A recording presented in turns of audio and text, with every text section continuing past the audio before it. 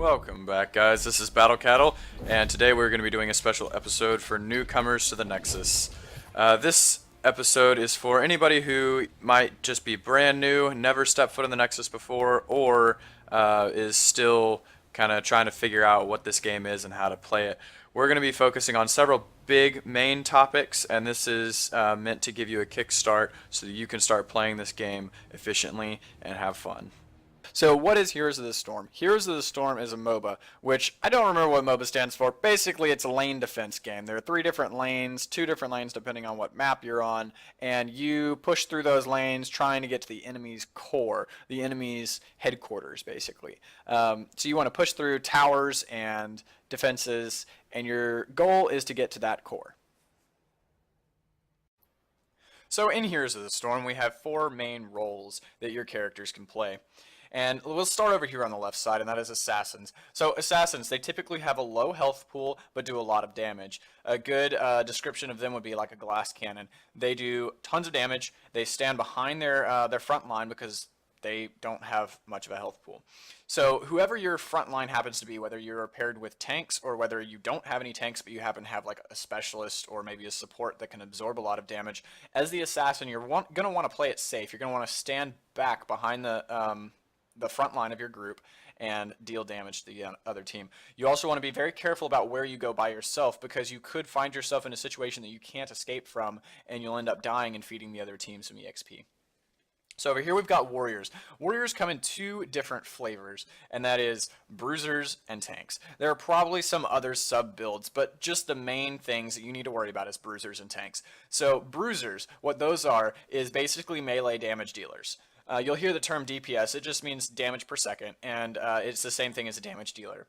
So let's take somebody like Diablo. He can be an amazing tank, or he can be a bruiser. If you spec him correctly, then he's just straight melee damage, and he can do a lot of damage too.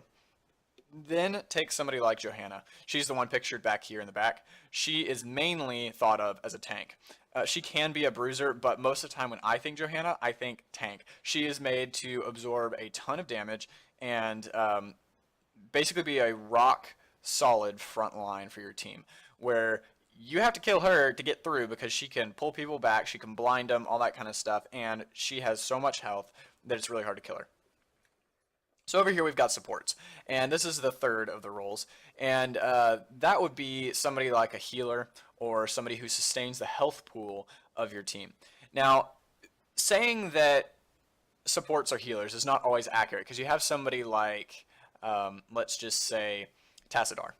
Because Tassadar, he is a shielder. He is not a healer. So he mainly shields your team, and he has some abilities that will heal as well. He is technically a support. Now think of somebody like Rhaegar, who he's the one who turns into a ghost wolf if you are brand new to this game. And he has a healing ability, but you can also spec him to be a damage dealer. So support means he just kind of adds support to your team. He boosts the health pool of your team. He can kind of keep people from dying as much. He can restore their health pool. But you can also spec them differently, like Malfurion here in the back as well. Can also be a damage dealer with a little bit of healing on the side.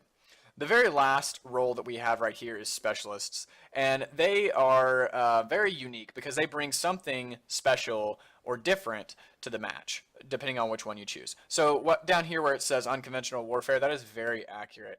The one pictured back here is Sylvanas. So for her for example, she has an ability to disable all enemy units. That is non-heroic units, so non-players, non-human players. So that would be minions, towers, mercenaries, keeps, forts, anything like that. Anything that shoots at you or tries to damage you that is not a human player, she can disable it. And that's pretty cool. Just her auto attacks will disable it, as well as her other abilities. So that is really handy for either pushing a lane solo or pushing with your group, so that your group doesn't take any damage from those towers or anything like that, and you can just take those towers down and push right through. So what exactly makes Heroes of the Storm different from the other MOBAs? I personally have played League of Legends about 4 or 5 times total. I've never played Dota 2, and I've never played Smite or whatever other MOBAs there might be. I started playing Heroes of the Storm probably April 2015, and I really like the genre at least the way this game does it. I played League of Legends and it just kind of feels weird, and there are things about Heroes of the Storm that I personally like better, and so I would like to share those with you. The main thing that I like the most is the amount of maps that there are. One of the things that really stuck out in League of Legends is you have one map, maybe two. I saw like two maps listed, but I was only ever able to play one. So that's a huge thing for me. Let's go over here and look at just how many maps we have. We have 10 total maps. Haunted Mines is not in the normal rotation, but you can play it on a custom game. So that's 9 playable maps that are played at random. So it really doesn't get old very fast when you're playing Heroes of the Storm, because you're always on a different map. There are a couple like Towers of Doom, this one over here, that seems to pop up a lot, but it might just be me because I really don't like that map. That might be why it seems to pop up more. It's just because I notice it more. Now, within these maps, there are things called objectives, and they're like mercenary camps or a boss or something like that that add something different to the mechanics. So like, let's zoom in on this little mercenary camp right here. It's these little 3 pumpkin guys right here. If you capture those, they'll fight for you, and they'll attack these walls. They'll push all the way through. So like, let's say I'm red team. I come up here and kill them, and then they push down in this lane, and they push, and they'll go all the way over to the core if they can, if they don't get stopped. So basically, you can be pushing in a lane without your players actually having to be in that lane, or your players can push with them, and it will give you a little bit extra bonus damage. And then we've also got a boss that in this one, it takes down core health, but in some of the other battlegrounds, like let's say... let's go with Sky Temple. Yeah. We'll go down here. This boss will push bottom lane. So if you come capture this boss, he'll push through these lanes, and he can be pushing in a lane while you're, let's say, fighting over one of these towers up here. So it can add a really cool dynamic to the game where you can have activity going on in a lane without you actually having to be in that lane. So another thing that really stuck out to me that Heroes of the Storm has that the other ones don't, and that is shared experience. So I understand that on League of Legends, you build your own experience, which kind of makes sense. If you're a bad player, then you're just going to get stomped by the other people who build experience really fast. And that's not how it works in this game. It's shared team experience, which, in my opinion, gives more of a sense of community and more of a sense of teamwork amongst your team. Of course, you're going to have people who rage and people who insult you, but honestly, just press tab, mute them, keep going. As long as you're having fun and you're trying your best to do the best you can and learn from what you're doing, then just don't let other people bother you.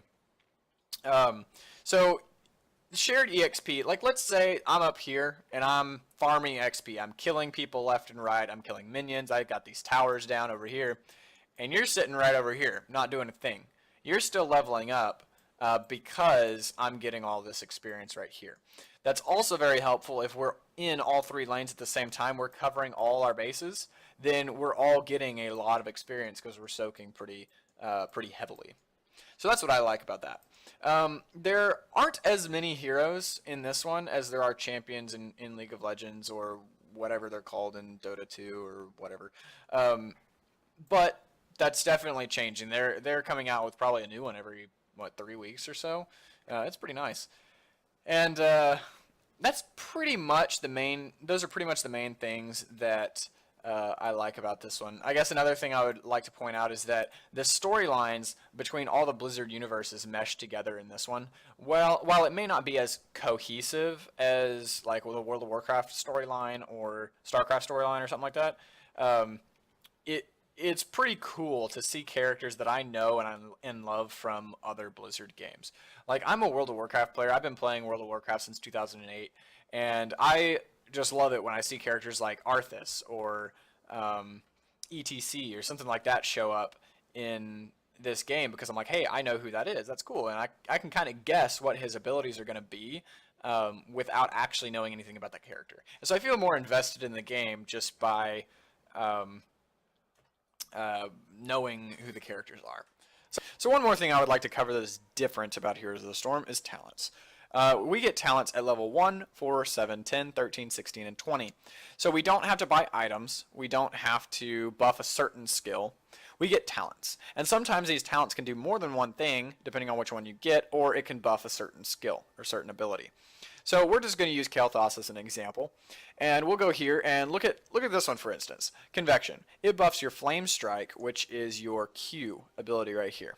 So it's basically just like adding a talent point in a Q. Every time you damage somebody with your Flame Strike, it adds 5 total damage up to 100 on your Flame Strike. Once you hit 100, then it jumps up to 175 total damage bonus, and it locks it in no matter if you die or not. That's kind of a cool bonus. So if you want to build up your Q, your Flame Strike circle, to do a lot of damage to people, then you'll start with this one, and you can build it all the way through here. Like on this one, you would choose Mana Tap so you don't run out of mana, and here you would do Burn Flesh, and then you can't do anything on that one here, and you would do Fury of the Sunwell, and on this one you could do Arcane Power or Master of Flames, whichever you want. So you can actually buff certain skills depending on which talents you choose, and that's one thing that I really like about this game. So one of the ways that your team can get ahead is if you are, like, let's say your team is at level 4, the other team is at level 3. It's not a huge advantage, but it is still an advantage because you have an extra talent. Every single person on your team has an extra talent that can make an ability stronger or make you last longer in a team fight as opposed to the other team. So, like, the biggest difference and the biggest advantage or disadvantage that your team can have is being a level away from the other team. So, like, let's say your team just hits level 10, the other team just hit level 9. Well, now all of you have massive damage dealing or defensive or healing talents that the other team doesn't have. For instance, Pyroblast here is a total game changer. If I target a damage dealer or somebody that's low health with this Pyroblast, they're dead. They're completely out of the game, and they have to wait for their respawn time or whatever that might be, like 20 seconds, 30 seconds, 60 seconds if it's the end of the game. The other team doesn't have anything like that. They don't have anything to counter it or anything to do damage like that to me. So that is the biggest advantage your team can have, or the biggest disadvantage your team can have if you're the one at level 9. And there's another big advantage or disadvantage, and that's with level 20s. Some people have good level 20s, in my opinion, and some people have kind of mediocre level 20s. HotS has, I would classify his as mediocre level 20s. You can buff your abilities to do a lot of damage with Arcane Power, but Master of Flames can also be kind of dodged or mitigated if people know what they're doing. Presence of Mind, same thing, and Rebirth, kind of same thing. So it all just depends on which character you're going to play, and each one of them has a whole different talent tree. Like Jaina, for instance, she's got tons of talents at every single level, and you can build her whichever way you want, and you can also kind of change up your build as you're going through depending on how the game is going. Thanks for watching this video. If you have any comments or suggestions, please leave those in the comment section below. Be sure to give this video a thumbs up and subscribe, and check out my channel for more content. We plan on having another video out that will talk more in depth about some more things that would be good for newcomers to the Nexus.